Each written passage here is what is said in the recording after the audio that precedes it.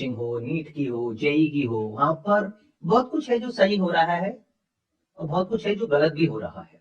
सही के बारे में हमें बात करने की जरूरत नहीं है, वो कोचिंग वाले खुद ही बढ़ा चढ़ा करके बात करते हैं। आजकल मूवीज बन रही हैं, वेब सीरीज बन रही हैं, और ध्यान से देखोगे तो ये जो वेब सीरीज है ये स्पॉन्सर्ड होती है किसी ना किसी कोचिंग एकेडमी से। सिर्फ एक सिचुएशन की एक साइड को आपको दिखाया जा रहा है, बाकी सारी साइड्स को छुपा दिया जा रहा है। तो क्या हो अगर आज के सेशन में उस साइड के बारे में बात करें जिसके बारे में रेयरली कहीं पर बात होती है लेकिन होनी चाहिए, बहुत इंपॉर्टेंट है ये। मतलब क्या कि आप में से बहुत सारे लोग हैं जो इस तरह की कोचिंग या तो ले चुके हैं या ले रहे हैं, क्योंकि आज का जो एज ग्रुप है हमारे सेशन का वो 18-19 साल नहीं है, 25 साल के आसपास है। तो आप लोग या तो ऐसी कोचिंग्स में से निकल चुके हैं या अभी हैं, तो आपसे ज्यादा अच्छे तरीके से कोई नहीं बता सकता कि एक्चुअल में अंदर क्या नेगेटिव है। पॉजिटिव तो वो चीख चीख करके बता रहे हैं अलग अलग तरीकों से, बट नेगेटिव भी तो सामने आना चाहिए ना। वो कैसे आएगा जब तक आप लोग नहीं बताओगे जो कि अंदर बैठ करके वो सब देख रहे हैं वो। तो यही आज के सेशन का ऑब्जेक्टिव है कि लाखों करोड़ों बच्चे जो अलग अलग तरह की कोचिंग लेने वाले हैं उनके सामने एक ऐसा सच आए जो किसी कोचिंग वाले ने स्पॉन्सर ना किया हो और जो बायस ना हो, बिल्कुल अनबायस्ड हो, यानी रियलिटी पे बेस्ड हो। मेरे हाथ में एक नोटिफिकेशन है गवर्नमेंट का, ये है सेंट्रल कंज्यूमर प्रोटेक्शन अथॉरिटी यानी कि सीसीपीए की तरफ से एक नोटिफिकेशन आया था जहां पर उन्होंने 20 नोटिस इश्यू करे थे आईएएस कोचिंग इंस्टीट्यूट को फॉर मिसलीडिंग एडवर्टीजमेंट्स। इसके बारे में कितनों को पता है? बहुत कम लोगों को। तो सोचो आप लोग जिनकी एज है 25 साल के आसपास, आपको ही नहीं पता, तो वो बच्चे जिनकी एज है 16-17 साल 18 साल उन्हें क्या पता होगा। तो उन तक ये इंफॉर्मेशन पहुंचनी चाहिए या नहीं पहुंचनी चाहिए? अगर गवर्नमेंट कोई एक्शन ले रही है इन कोचिंग इंस्टीट्यूट्स के अगेंस्ट तो वो उन्हें पता होना चाहिए। यही आज के हमारे सेशन का मोटिव है। अब ये मिसलीडिंग एडवर्टीजमेंट्स क्या होते हैं? है आप में से कोई जो इसके बारे में बताना चाहेगा? अच्छा, जो आप में से थोड़ा डर रहे होंगे ना इस बारे में बात करने से, तो प्लीज वो मत बोलिएगा क्योंकि कैमरास लगे हुए हैं, तो सोच समझ करके बोलिएगा। तो उसमें मैंने अभी जो एक्सपीरियंस किया है, पहली बात तो जो एक टॉपर होता है जो मिसलीडिंग एडवर्टीजमेंट है, वो कैसे होता है एक ही टॉपर 10 इंस्टीट्यूशन प्रमोट करते हैं कि हमारे यहाँ से पढ़े लिए। ये पॉसिबल कैसे है? पॉसिबल ऐसे सर, गिव एंड टेक है ये एवरीथिंग। अगर आप आपके जैसे अब हम यहाँ पे आए तो हम प्रॉफिट के लिए आए, हमें कुछ तो मिल रहा है, बेशक हम फ्री ऑफ कॉस्ट यहाँ पे शॉर्ट लिस्टेड हुए कि चलो आओ संदीप मिश्रा सर के सेशन हो, लेकिन हम कुछ तो लेके जाएंगे यहाँ से। तो अगर कोई वहाँ पे आ भी रहा है कोई टॉपर कि हाँ मैंने यहाँ पे कुछ किया, तो डेफिनेटली इज गेटिंग समथिंग। मतलब आप ये कह रहे हैं कि अगर वो उस इंस्टीट्यूट से नहीं निकला है फिर भी उसकी फोटो वहां पर यूज हो रही है, एग्जैक्टली सर, तो उसको कुछ डायरेक्टली या इनडायरेक्टली कुछ बेनिफिट मिल रहा है। एग्जैक्टली सर, क्या है वो पता नहीं। यस सर, वो कुछ भी हो सकता है सर जो हम एक्सपेक्ट भी नहीं कर सकते, एज्यूम भी नहीं कर सकते।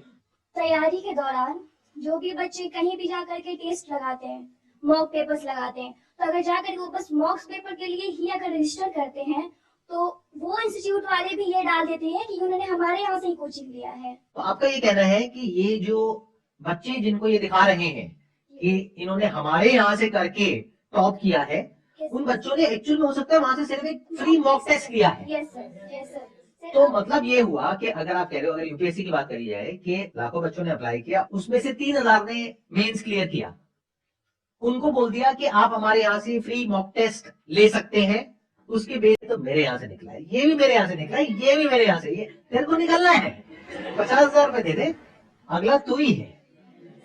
सर इसमें मुझे एक चीज और लगती है, जैसे कि क्योंकि जो बच्चे होते हैं जो चूज करते हैं उनके पास दिमाग इतना होता नहीं है। 16-17 ईयर्स, मतलब मैं जो बता रही हूँ एज, जब मैंने भी कोटा नीट के लिए प्रिपरेशन करी थी तो उस टाइम यही हुआ था कि देख के ना दीदी भैया को देख के कि नीट अच्छा होता है, डॉक्टर बन जाएंगे, और बस ये होता है कि नीट कर लिया या फिर जेई निकाल लिया तो पूरा लाइफ सेटल है। बट असली में ऐसा नहीं होता है, उसका जो पाथ है ना वो बहुत डिफिकल्ट है। तुम मतलब कि 5 ईयर एमबीबीएस करो, उसके बाद पीजी निकालो, वो भी 1-2 साल में नहीं निकलती है क्योंकि अगेन कॉम्पिटेटिव एग्जाम, इससे तुम कुछ और भी कर सकते हो। तो ये मतलब मुझे लगता है कि नीट और जो बड़े बड़े यूपीएससी है या फिर जो सब भी है, वो बच्चों को ऐसा लगता है कि यही ड्रीम है, मतलब ये ड्रीम है, मतलब कि पता नहीं क्या हो जाएगा, जैसे तुम पता नहीं क्या बन जाओगे ऐसा जो कि नहीं है ऐसा। मतलब तुम एक नॉर्मल दूसरी जगह 3 साल काम सीख के भी कर सकते हो। मान लेते आपने नीट क्लियर कर लिया, नहीं करा मैंने। नहीं मान लेते आपने नहीं किया बट बहुतों ने कर लिया, उसके बाद में एमबीबीएस की जो फीस होती है कॉलेज की वो कितनी होती है? गवर्नमेंट की तो बहुत लो होती है, लाइक 50,000, या फिर बहुत एम्स में जाओगे तो कुछ भी नहीं होती है। पर वहाँ पर होने की पॉसिबिलिटी बहुत कम बहुत होती है क्योंकि कम है। सीट्स कम होती है। तो मान लो प्राइवेट कॉलेज में गए तो वहाँ पे कितनी फीस होती है? 1 करोड़ 70 लाख से तो कम है ही नहीं कहीं पर भी। मतलब इंडिया टोटल में। खर्चा इंडिया वहाँ में। पे रहना, हाँ। खाना पीना प्लस कॉलेज की फीस, 1 वो CR 1 करोड़ के आसपास आ जाता है हाँ। खर्चा। हाँ। और ये करने के बाद में अगर आप आगे पीजी ना करो, हाँ। कोई स्पेशलाइजेशन ना करो, सिर्फ यही करो, तो कितनी सैलरी मिलती है? 45,000, 45 depend on state to state. वहां से निकलने के बाद में जो एवरेज सैलरी आपको मिलती है that is around 50,000 rupees per month. Yes sir. तो अगर ये 1 करोड़ रुपए आपके पिताजी के पास में या माताजी के पास में नहीं है और आपने लोन ले लिया है, तो इस लोन के ऊपर जो इंटरेस्ट लगेगा वो लगेगा 9%। यानी साल का 9 लाख रुपए आपको देना है इंटरेस्ट, और आपकी कमाई है साल की 6 लाख रुपए, जिसमें से कुछ खर्चे भी होंगे।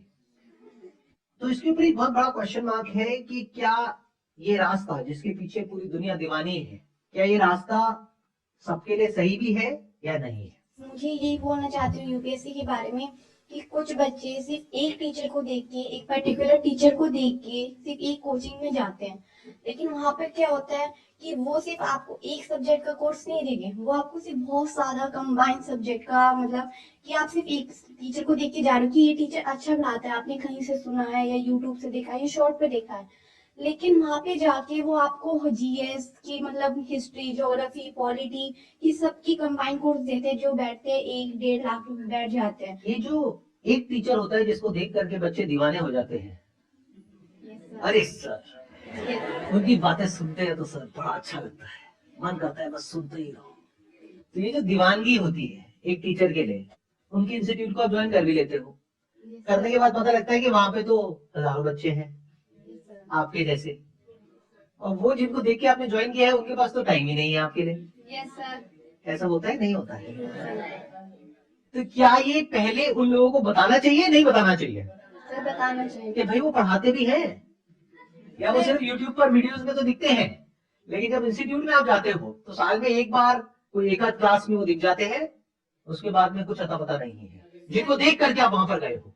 और एक मेन रीजन और है जो आपने बोला था कि जो टॉपर्स ऐड क्यों होते हैं, क्यों, और मतलब कोचिंग इंस्टीट्यूट में सबके नाम क्यों आते हैं, मतलब मोस्टली इंस्टीट्यूट ये करते हैं, ये ऑफर करते हैं अपनी स्कीम्स के साथ कि अगर किसी बच्चे का प्रीलिम्स क्लियर हो गया या मेंस में उसकी कुछ भी क्लियर हो गया, उसके हाई रैंक्स आ रहे हैं, मार्क्स आ रहे हैं किसी भी कोचिंग में, तो वहाँ पे टेस्ट फ्री करते हैं, या वो स्पेशल क्लासेस जो बच्चे को देते हैं टीचर्स या फिर लाइब्रेरी देते हैं, yes sir, not only library, food, even accommodation. Yes sir, वो रहने मैं ठीक है, अकोमोडेशन भी दे देते हैं। यस सर, वो देते हैं। अगर प्रीलिम्स क्लियर है, जैसे इस बार जिन बच्चों का प्रीलिम्स क्लियर हुआ है उनको मेंस की answer writing free, even mains अगर जिनका क्लियर हुआ है इंटरव्यू और खाने तक का फ्री है। आपको एक मजेदार बात बताऊं, ये मेरी यूपीएससी कोचिंग रियलिटी वाली वीडियो अपलोड हुई थी ना, यस तो सर, वहां पे आप नीचे कमेंट्स जा करके देखो, बहुत बच्चों ने वहां पर, क्योंकि वो ब्रेन वॉश हो चुके हैं पूरी तरीके से, यस सर, वो कमेंट कर रहे हैं सर आप ये कैसे बोल सकते हो इनके बारे में, ये तो फ्री में बच्चों को रहना देते हैं, खाना देते हैं, फ्री में उनको कोचिंग देते हैं। मैंने कहा किनको देते हैं, तो मैंने थोड़ा रिसर्च किया, तब पता लगा वो बच्चे जिनका प्रीलिम्स क्लियर हो जाता है। जी जी, जो बच्चे सिलेक्टेड हैं उनको इंटरव्यू के लिए free interview most of the right, तो कोचिंग। 2 लेयर है अगर आप ध्यान से समझोगे। एक है जिनका मेंस क्लियर हो गया है, यानी 3000 बच्चे, उनके लिए क्या है, free mock test, yes sir, जिसकी की वीडियो बनेगी बढ़िया सी और उसकी शॉर्ट्स बनेंगी और सब जगह अपलोड हो जाएंगी, और स्पेशल और उसमें कुछ इतने कमाल के क्वेश्चंस पूछे जाएंगे कि वो वायरल हो जाएगी, और जैसे ही वो वायरल हुई तो बच्चे दीवाने हो गए। सिर्फ एक मॉक टेस्ट के बेसिस पे कि ये यहाँ पे गया है, ये बच्चा हमारे पास मॉक टेस्ट देने आया है, तो वो उसे अपनी उसकी हम बात नहीं करते। दूसरा क्या है, फियर, कि मान लो कोई टॉपर है जिसके अंदर से ये आ रहा है कि ये गलत हो रहा है, मान लो आप ही वो टॉपर हो और 10 जगह पर आपकी फोटोज यूज करी जा रही हैं, हर एड में फ्रंट पेज पे आपकी फोटोग्राफ है, AIR1 ये नाम है, और इस कोचिंग में, और दूसरी कोचिंग की एड में भी है, तीसरी में भी है, चौथी में भी है। अब आप वो देख रहे हो, आपको अंदर ही अंदर गुस्सा तो आ रहा है, और आपने अपने पेरेंट्स से बात किया कि क्या मुझे कुछ करना चाहिए इनके अगेंस्ट, आपके पेरेंट्स क्या बोलेंगे कि छोड़ना बेटा, अपने काम पे ध्यान दे, कहाँ इन लोगों से लड़ेगी। मतलब क्या है, डर कि अगर मैंने इनसे पंगा लिया तो मैं तो इनका कुछ नहीं बिगाड़ सकती, ये मेरा बहुत कुछ बिगाड़ सकते हैं, तो क्यों पंगा लेना है, छोड़ो ना। तो जिस इंसान की ऐसी अप्रोच है, क्या वो IAS बनने के लायक है? नो सर, तो गलती सिर्फ इन कोचिंग इंस्टीट्यूट की नहीं है, आपकी भी है। Why are you saying students? आप ही तो वो स्टूडेंट्स हो, Yes, sir. True. आप ही तो वो एस्पिरेंट्स हो। Yes, sir. आपसे अलग थोड़ी है, ये दूसरे टैलेंट से थोड़ी ना आ रहे हैं। अच्छा, मैं आप लोगों से क्वेश्चन पूछता हूँ कि अगर आप वो टॉपर हो भी सकते हो, मतलब ऐसे क्या देख रहे हो, और आप लोगों को तो यकीन ही नहीं है। मान लेते हैं आप वो टॉपर हो और आपके साथ में कुछ ऐसा होता है, क्या करोगे? सर ऐसे केस में इतनी मेहनत करता है एक स्टूडेंट और फिर उसके बाद भी मतलब इतना स्टूडेंट मेहनत करता है क्योंकि आईएएस क्रैक करना बहुत मुश्किल है, उसके बाद भी अगर वो ये सब कर ले तो फिर उसके बाद वो कैसे करेगा? मतलब कि अब वो कर दे फिर उसका वो आईएएस नहीं बन पाएगा या फिर उसके इतने केसेस हो जाएंगे, क्योंकि अगर आप आईएएस बन रहे हो या फिर कोई भी कुछ बन रहे हो और आप पे इतने केसेस हो गए पहले ही इंस्टीट्यूशन में, क्या अगर आपने किसी इंस्टीट्यूशन के केस कर दिया वो आप पे केस कर देंगे, आप आईएएस नहीं बनोगे क्योंकि आप आईएएस बनने के लिए आप केस नहीं कर सकते, तो फिर स्टूडेंट को आगे कैसे फॉरवर्ड करेगा? या तो इसके लिए एक अलग सिस्टम। आप कुछ गलत नहीं कर रहे हो तो आपके ऊपर केस कैसे हो सकता है? इसके लिए आपको कॉन्स्टिट्यूशन की बेसिक नॉलेज होनी चाहिए, जो आई थिंक आपको पढ़ाई जाती है। The best defence against defamation is truth. अगर आप उतना ही बोल रहे हो जितना कि सच है, फॉर एग्जाम्पल आप इंटरव्यू में ये बोल रहे हो कि मैंने इनके यहां पर फ्री मॉक टेस्ट दिया था, लेकिन मैंने वहां पर पैसे दे करके कोई कोचिंग नहीं ली थी, फिर भी वो मेरा नाम यूज कर रहे हैं और वहां पर ये नहीं लिख रहे हैं कि मैंने उनके यहां से सिर्फ फ्री मॉक टेस्ट लिया है। अगर आप इतना करते हो तो किसी की हिम्मत नहीं है कि आपके अगेंस्ट कोई भी एक्शन ले ले। जो एक्चुअल में सच है उतना ही बोल रहे हो, किसी को डिफेम नहीं कर रहे हो, बस अपना स्टैंड क्लियर कर रहे हो, तो उसमें कोई दिक्कत नहीं है। दुनिया की कोई ताकत आपका कुछ नहीं बिगाड़ सकती है। इतना तो आपको करना चाहिए या नहीं करना चाहिए? 58,000 करोड़ और अगले कुछ साल के अंदर अंदर ये हो जाएगा 1 लाख करोड़। तो जहां पर लाखों करोड़ रुपए इन्वॉल्व होते हैं वहां पर सब तरह के काम होते हैं, तो इसकी रिस्पॉन्सिबिलिटी है आप लोगों के ऊपर। अगर आपका सिलेक्शन हो जाता है तो आप ये इंश्योर कर सकते हो कि बाकियों का मैंने ठेका नहीं लिया कि वो क्या करते हैं क्या नहीं करते, मैं कुछ भी गलत नहीं करूंगा या नहीं करूंगी। इतनी ईमानदारी आपके अंदर होनी चाहिए। अगर इतनी भी नहीं है, you don't deserve to be there. Sir, I don't know that if it is a scam, but I really want to ask you कि आपको क्या लगता है उसमें ओपिनियन में, बिकॉज मैं JEE मेंस की क्लासेस मैंने अटेंड करी थी बैक इन 2018 और 19। जब मैं सर वहाँ पे गया तो मैं 4 दिन के बाद मैंने दिमाग से उतार लिया, मैंने कहा भाई मुझे नहीं करनी ये चीज। बट जब हम सर रिफंड के लिए आस्क करने के लिए जाते हैं ना, तो ये लोग कोचिंग होती है उसकी अमाउंट को सेपरेट कर देते हैं और जो मर्चेंडाइज है ना उसको ये लोग सेपरेट कर देते हैं।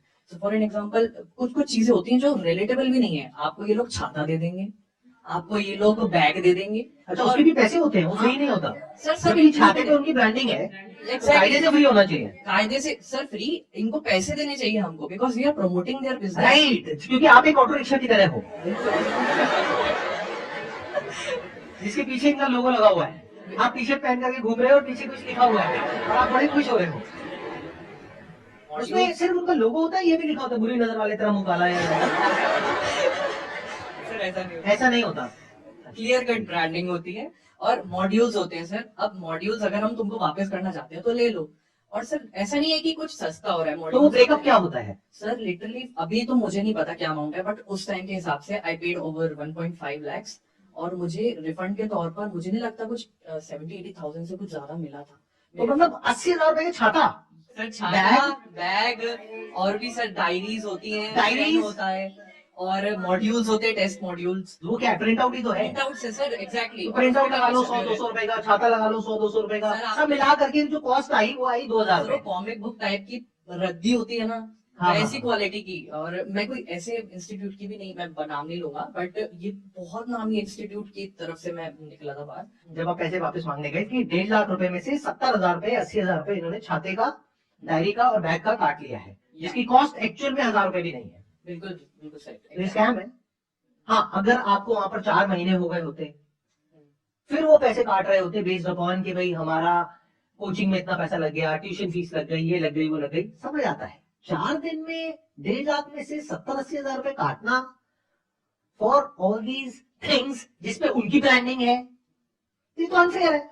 मेरा ये कहना है कि जैसे एमपी से या कोई भी स्टेट से आता है लड़का कोचिंग के लिए, तो उसमें ट्रैप वहीं से बन जाता है, फिक्स हो जाता है कि मुझे इस कोचिंग में जाना है तो जाना है। और आज का सोशल मीडिया का युग है, तो इस युग में वो पहले ही से ट्रैप बना हुआ है। आते हैं भीड़ की तरह, 500-800 बच्चे हर बैच में लगातार बढ़ रहे हैं और बैच एड ऑन होता रहता है। जैसे शुरू में आज के टाइम में यदि कोई भी बैच शुरू हो रहा है तो उसको एक सेपरेट स्थिति में रहेगा, उसके बाद फिर ये बैच दूसरे बैच मर्ज करके इकट्ठा कर दिया जाएगा। चलो इसको ऐसे देखते हैं कि अगर मैं उनकी जगह होऊंगा तो मैं क्या करूंगा।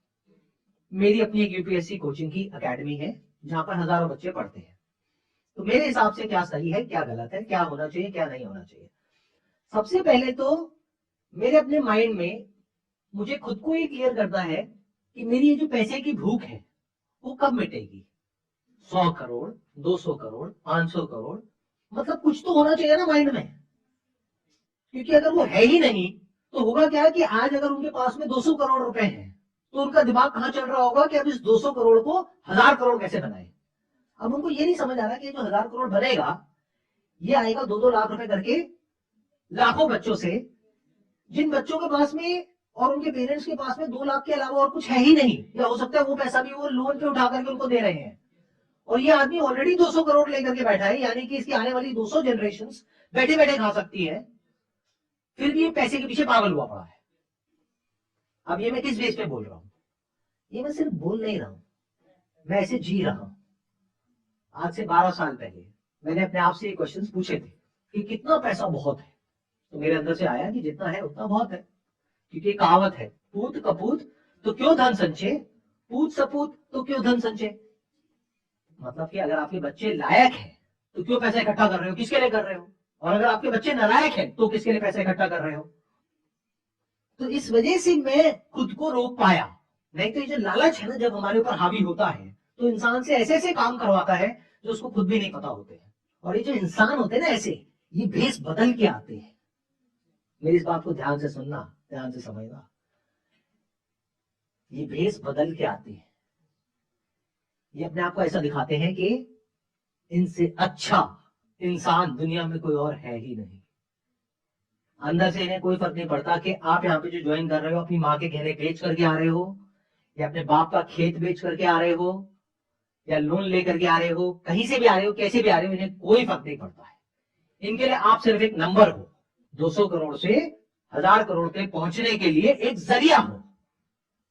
तो अब ये बातें मैं क्यों कर रहा हूं, क्योंकि हो सकता है मेरी बातें सुन करके उनको थोड़ी कड़वी भी लगे, लेकिन हो सकता है उनमें से कुछ लोगों के अंदर की जो इंसानियत नाम की चीज है वो जाग जाए। क्योंकि उनको ऐसा बोलने वाला भी तो कोई होना चाहिए ना, उनके आसपास में सारे यस-मैन भरे पड़े होंगे। जब एक इंसान एक पर्टिकुलर लेवल पे होता है, जब उसके बैंक अकाउंट में 100-200 करोड़ रुपए पड़े होते हैं, तो उसके पास में सारे यस-मैन होते हैं कि आप तो सर ये, आप तो वो, ऊपर से बड़े बड़े अफसर आकर के उनके हाथ पैर जोड़ रहे हैं। तो आदमी का दिमाग सोचो कहां पर होगा। तो कोई तो हो जो आकर के उसको शीशा दिखाए कि भाई तो इतना अच्छा नहीं है जितना दिखा रहा है अपने आप को, अगर एक्चुअल में अच्छा है तो कुछ अच्छा काम कर। अब अच्छा काम क्या हो सकता है, अगर मैं उनकी जगह पर हूं तो मैं क्या करूंगा, सबसे पहले मैं एक सच को देखूंगा। वो सच क्या है कि सिर्फ कुछ हजार बच्चे हैं जिनके पास में पैसा है मुझे देने के लिए, बट इंडिया में लाखों बच्चे ऐसे हैं जिनके पास में पैसा नहीं है मुझे क्या किसी भी कोचिंग में पैसा देने के लिए। तो उनके लिए मैं क्या करूंगा, मेरे यहाँ पे क्लासेस होती है, उसको मैं लाइव ब्रॉडकास्ट करूंगा फ्री ऑफ कॉस्ट यूट्यूब। तो इनको अपने आप से ही पूछना होगा कि क्या मैं अपनी पावर्स को यूज करूं लोगों को और बेवकूफ बनाने के लिए, या यूज करूं एक्चुअल में कुछ अच्छा करने के लिए। नहीं तो उस पावर का मतलब क्या है।